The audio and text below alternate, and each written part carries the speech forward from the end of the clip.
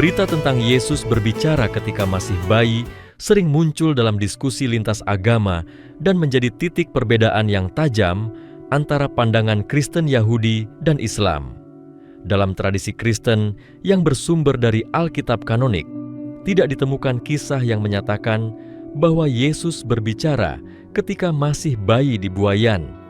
Narasi kelahiran Yesus dalam Injil Matius dan Injil Lukas menggambarkan kelahiran yang luar biasa, namun tetap dalam batas kewajaran manusia, yaitu bayi yang lahir kemudian tumbuh dan berkembang secara bertahap. Karena itu, ketika muncul kisah Yesus berbicara saat bayi, sebagian kalangan Yahudi dan Kristen menolaknya mentah-mentah dan menganggapnya sebagai cerita rekaan atau mitos yang tidak memiliki dasar kitab suci yang sah. Bantahan Yahudi terhadap kisah ini biasanya berangkat dari prinsip teologis mereka bahwa seorang nabi tidak menunjukkan mukjizat yang melanggar fitrah manusia sejak bayi, dan bahwa kisah tersebut tidak dikenal dalam tradisi Taurat maupun kitab-kitab nabi terdahulu. Namun menariknya, dalam literatur Kristen non-kanonik terdapat beberapa teks apokrif yang menceritakan hal-hal ajaib tentang masa kecil Yesus.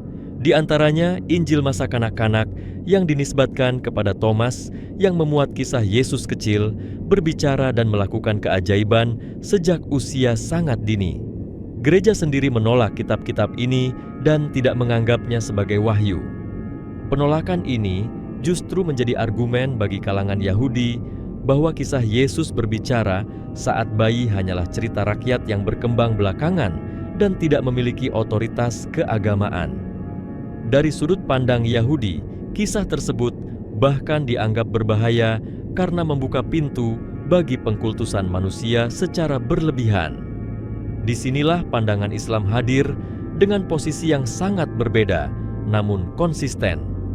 Islam secara tegas menyatakan bahwa Isa putra Maryam berbicara ketika masih bayi sebagai mukjizat langsung dari Allah. Kisah ini disebutkan secara jelas dan rinci dalam Al-Quran, khususnya dalam surah Maryam. Al-Quran menggambarkan situasi ketika Maryam datang membawa bayinya kepada kaumnya, lalu mereka menuduhnya dengan tuduhan yang berat. Dalam kondisi itulah, Isa yang masih bayi berbicara membela ibunya dan menjelaskan jati dirinya sebagai hamba Allah yang diberi kitab dan dijadikan nabi. Bagi umat Islam, kisah ini bukan sekadar cerita menakjubkan, melainkan bagian dari wahyu yang terjaga keasliannya dan menjadi bukti kekuasaan Allah dalam menolong hamba pilihannya. Para ilmuwan Muslim sejak masa klasik hingga kontemporer memberikan bantahan tegas terhadap penolakan Yahudi dan keraguan sebagian Kristen mengenai kisah ini.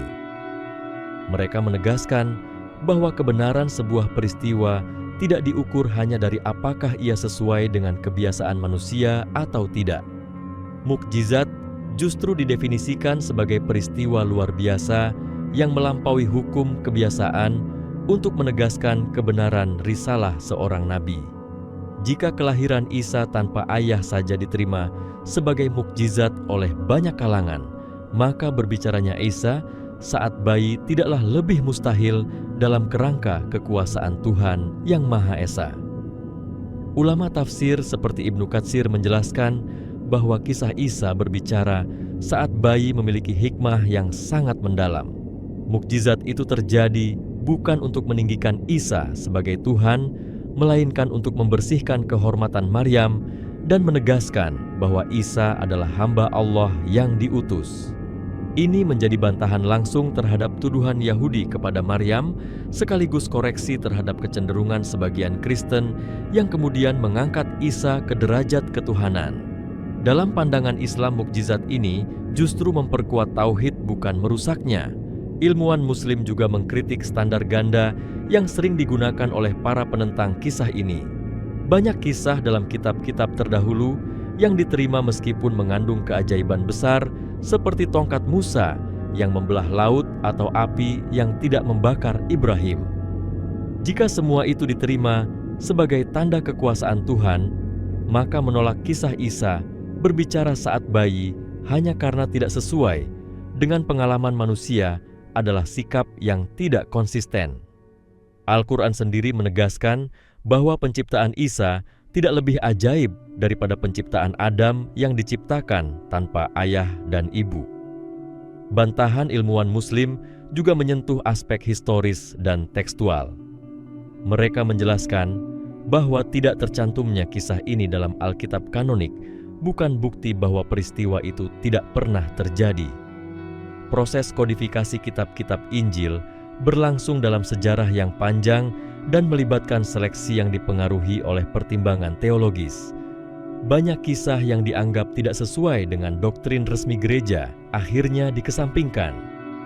Oleh karena itu, ketiadaan sebuah kisah dalam teks kanonik tidak otomatis menafikan kemungkinan terjadinya peristiwa tersebut. Selain itu, para ulama menekankan bahwa Al-Quran datang sebagai pembenar sekaligus pelurus kitab-kitab sebelumnya. Artinya, Al-Quran mengonfirmasi kebenaran yang masih tersisa dan mengoreksi penyimpangan yang terjadi. Kisah Isa berbicara saat bayi dalam Al-Quran berfungsi sebagai pelurusan sejarah dan akidah. Ia menegaskan kemuliaan Isa sebagai nabi besar, sekaligus menjaga kemurnian tauhid dengan menolak anggapan bahwa Isa adalah Tuhan atau anak Tuhan. Dengan demikian, bantahan tegas ilmuwan Muslim terhadap penolakan Yahudi dan keraguan Kristen bukanlah bantahan emosional, melainkan argumentatif dan teologis. Mereka berdiri di atas prinsip wahyu kekuasaan Tuhan dan konsistensi logika iman.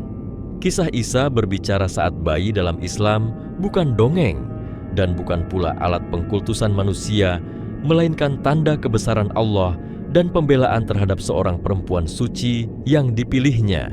Dalam kerangka ini, Islam menempatkan Isa secara proporsional sebagai hamba dan rasul Allah yang dimuliakan tanpa dilebih-lebihkan dan tanpa direndahkan. Dalam perdebatan lintas iman, isu ini juga menyentuh cara masing-masing tradisi memahami otoritas wahyu. Bagi kaum Yahudi, tolok ukur kebenaran agama bertumpu pada Taurat dan tradisi rabbinik yang ketat, sehingga setiap kisah yang tidak berakar pada sumber tersebut akan ditolak. Sikap ini membuat mereka memandang cerita mukjizat masa bayi Isa sebagai sesuatu yang asing dan bahkan dianggap mengganggu bangunan teologi yang sudah mapan. Penolakan itu bukan semata karena rasionalitas, tetapi karena kekhawatiran bahwa penerimaan kisah tersebut akan membuka celah bagi legitimasi kenabian Isa yang sejak awal mereka tolak. Maka bantahan Yahudi sesungguhnya lebih bersifat teologis-ideologis daripada sekadar kritik historis. Para pemikir Muslim membaca penolakan ini dengan kacamata yang lebih luas. Mereka melihat adanya pola berulang dalam sejarah Bani Israel yang sering menolak nabi-nabi yang datang dengan tanda yang tidak sesuai dengan harapan mereka. Al-Quran sendiri menggambarkan bagaimana banyak rasul didustakan meskipun membawa bukti yang nyata. Dalam kerangka ini, kisah Isa berbicara saat bayi bukan anomali, melainkan kelanjutan dari sunnatullah, bahwa kebenaran sering ditolak bukan karena kurangnya bukti, tetapi karena kesombongan dan keengganan menerima koreksi ilahi. Cendekiawan Muslim juga menyoroti aspek bahasa dan pesan dari ucapan Isa ketika masih bayi sebagaimana disebutkan dalam Al-Quran. Ucapan itu tidak berisi klaim ketuhanan, tidak pula ajakan untuk disembah. Sebaliknya, ia dimulai dengan pengakuan kehambaan kepada Allah, pernyataan tentang kenabian, dan penegasan kewajiban ibadah serta akhlak. Ini menjadi argumen kuat bahwa mukjizat tersebut sejak awal diarahkan untuk menjaga keseimbangan antara pemuliaan dan penolakan sikap berlebihan. Jika tujuan mukjizat ini adalah pengkultusan, tentu isi ucapannya akan berbeda. Justru yang muncul adalah pelajaran tauhid dan tanggung jawab moral. Dalam diskursus akademik Muslim modern, kisah ini juga dibahas dari sudut pandang filsafat agama. Mukjizat tidak dilihat sebagai pelanggaran hukum alam secara mutlak, tetapi sebagai kejadian yang berada di luar kebiasaan yang diketahui manusia. Hukum alam sendiri dipahami sebagai pola yang ditetapkan oleh Tuhan, dan Tuhan berhak menampakkan tanda kekuasaannya kapan saja. Dengan pendekatan ini, keberatan rasional terhadap bayi yang berbicara menjadi tidak relevan, karena rasionalitas manusia tidak berdiri di atas kehendak ilahi, melainkan tunduk kepadanya. Para ilmuwan Muslim kemudian membandingkan reaksi terhadap kisah Isa dengan penerimaan terhadap kisah-kisah lain dalam tradisi Yahudi dan Kristen. Banyak peristiwa luar biasa diterima tanpa keberatan serius selama mendukung narasi teologis tertentu. Ketika mukjizat Isa tidak sejalan dengan kepentingan teologi kelompok tertentu, maka ia ditolak dan dicap legenda.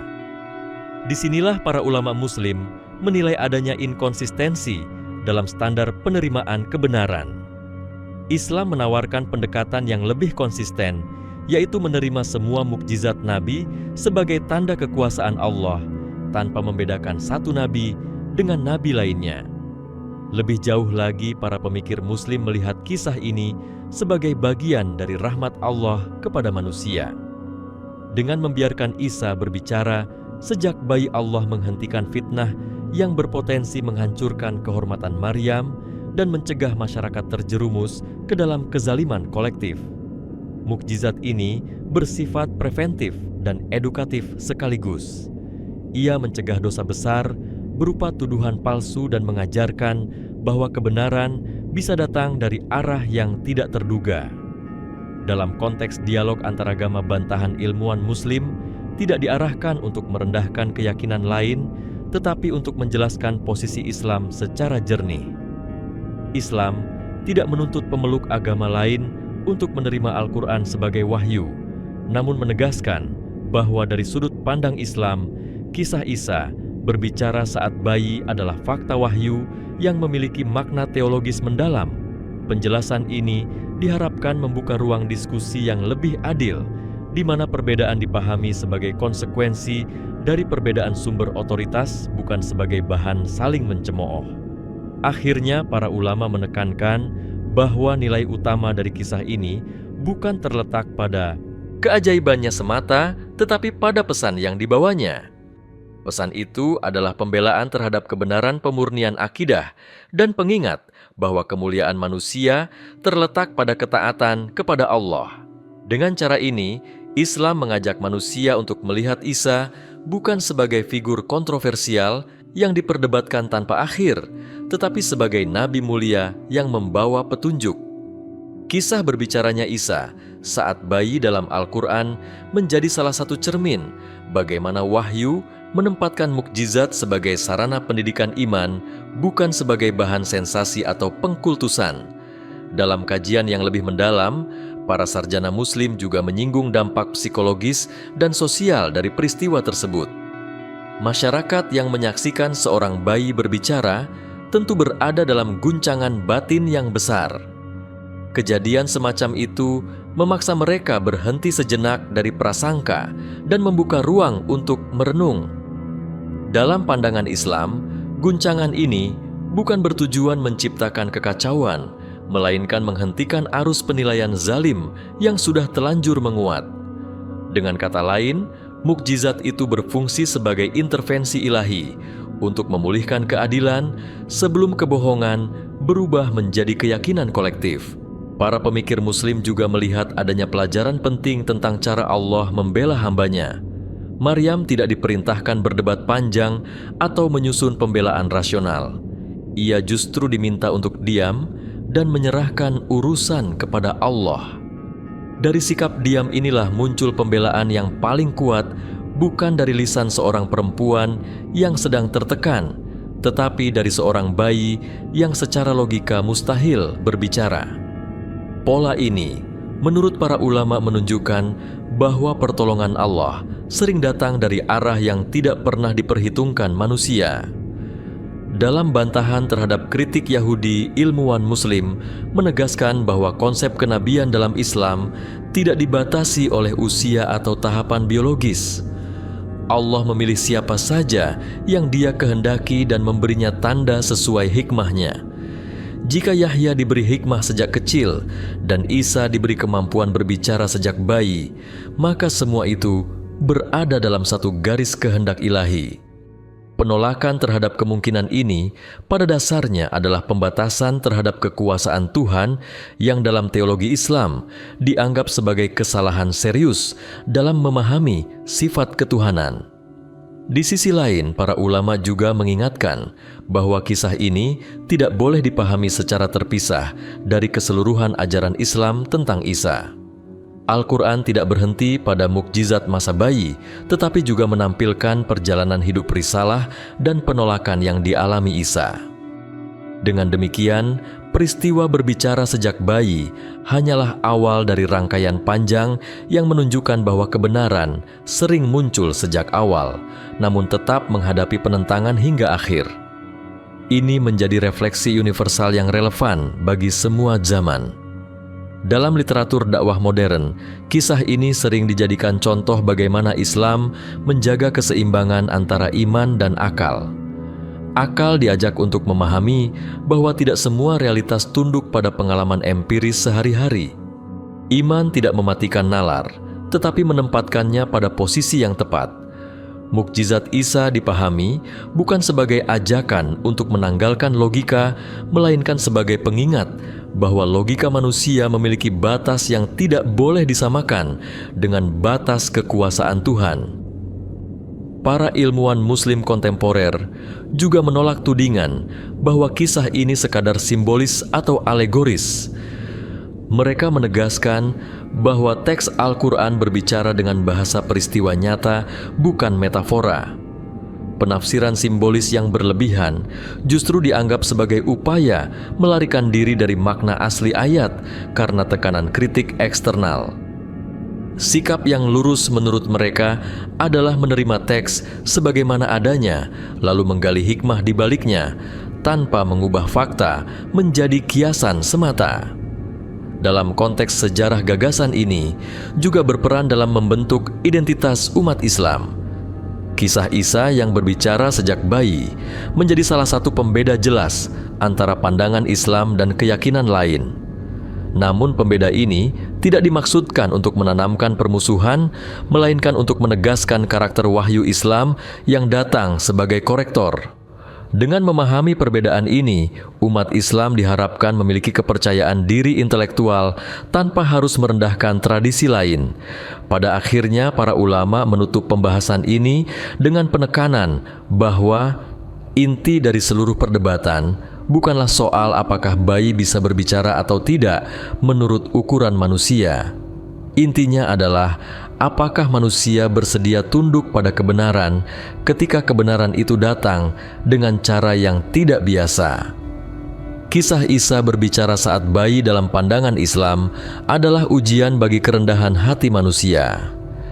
Ia mengajarkan bahwa kebenaran wahyu tidak selalu selaras dengan ekspektasi budaya dan kebiasaan berpikir, tetapi tetap harus diterima jika datang dari Tuhan yang Maha Mengetahui. Dalam kerangka pemikiran Islam, kisah ini juga berkaitan erat dengan konsep kesaksian ilahi.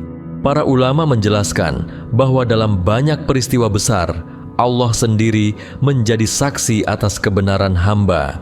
Pilihannya ketika manusia gagal bersikap adil. Kesaksian itu terkadang disampaikan melalui alam, terkadang melalui peristiwa luar biasa, dan dalam kasus Isa disampaikan melalui lisan seorang bayi.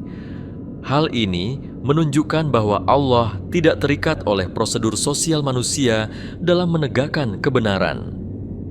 Ketika mekanisme masyarakat rusak, maka intervensi langsung dari langit menjadi bentuk keadilan tertinggi.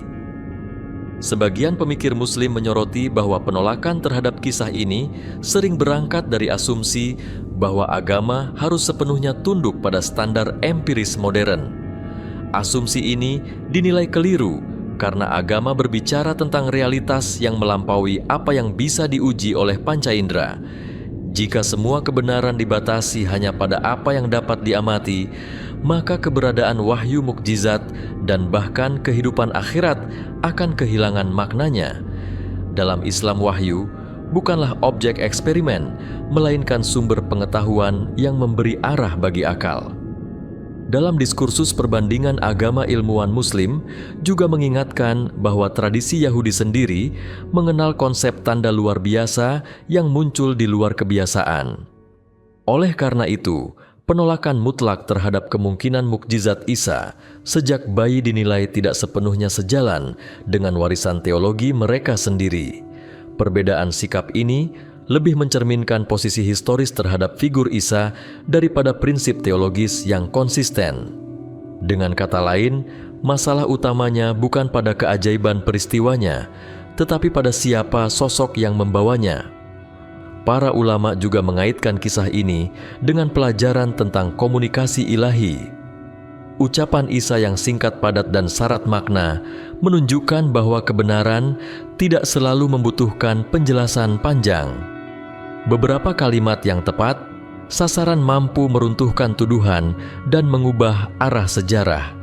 Ini menjadi pelajaran bahwa kekuatan pesan tidak diukur dari panjangnya argumentasi, tetapi dari kejujuran sumbernya. Dalam hal ini, sumbernya adalah Allah sendiri. Dalam perspektif etika Islam, kisah tersebut mengajarkan kehati-hatian dalam menilai orang lain. Tuduhan yang dilontarkan kepada Maryam muncul dari kesimpulan cepat tanpa bukti yang sah. Allah kemudian membongkar ketergesaan itu dengan cara yang paling mengejutkan. Para ulama menekankan bahwa pelajaran ini bersifat universal dan relevan sepanjang zaman. Masyarakat modern yang gemar menghakimi melalui rumor dan prasangka sejatinya sedang mengulangi kesalahan lama dengan bentuk yang berbeda.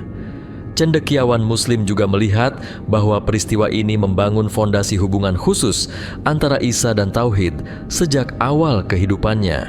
Sejak detik pertama kemunculannya di hadapan publik, Isa sudah ditempatkan sebagai penyeru ketundukan kepada Allah. Ini menutup pintu bagi klaim bahwa ajaran Tauhid hanyalah tambahan belakangan.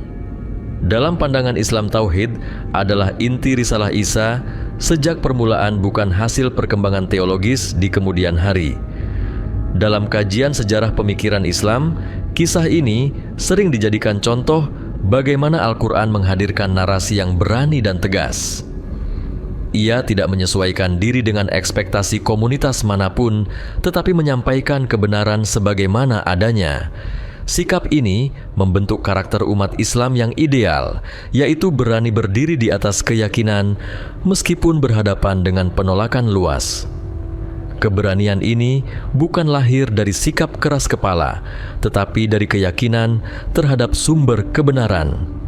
Sebagian ulama juga menekankan dimensi spiritual dari kisah ini. Berbicara atau diamnya seorang bayi bukanlah inti terdalam dari peristiwa tersebut. Intinya adalah penyerahan total Maryam kepada kehendak Allah dan campur tangan Allah yang sempurna dalam waktu yang paling tepat. Dari sini lahir pelajaran tentang tawakal yang sejati, bukan pasrah tanpa usaha, tetapi keyakinan penuh setelah ketaatan dilakukan. Dengan demikian, kisah Isa yang berbicara sejak bayi dalam perspektif Islam terus membuka lapisan makna yang tidak habis dibahas.